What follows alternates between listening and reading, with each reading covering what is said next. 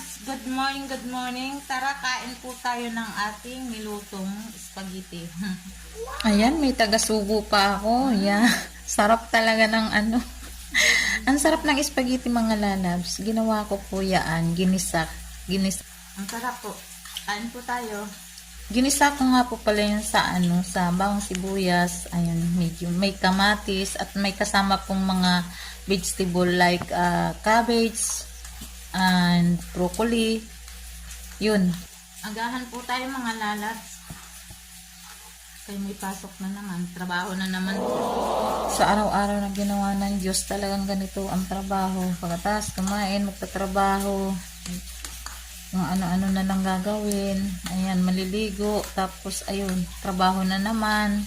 Tulog. Ito po yung spaghetti na ano. Easy to cook. With vegetables. Sinubukan ko lang mga lalabs kung paanong magluto ng yellow spaghetti. Sariling menu. Very beautiful. Ganda. Masarap. Yusef, masarap.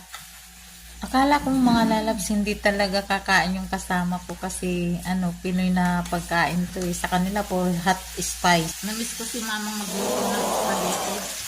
Kaso lang wala pong sauce dito eh. Kaya ito lang po yung niluto ko. Nasabi ko napapakain ako ng spaghetti eh. Kaso ibang klaseng spaghetti ito. Yellow.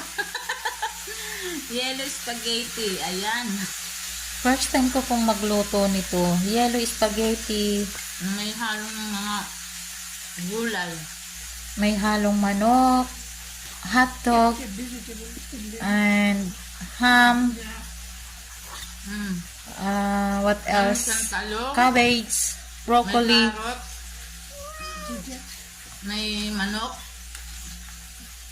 May anong tawag dito? Cabbage. May atay ng manok. Masarap. Sarap na sarap yung kasama ko talaga mga lalab. Sobrang enjoy Kala siya. ko nga, hindi kain itong kasama ko eh. Yummy, yummy, yummy.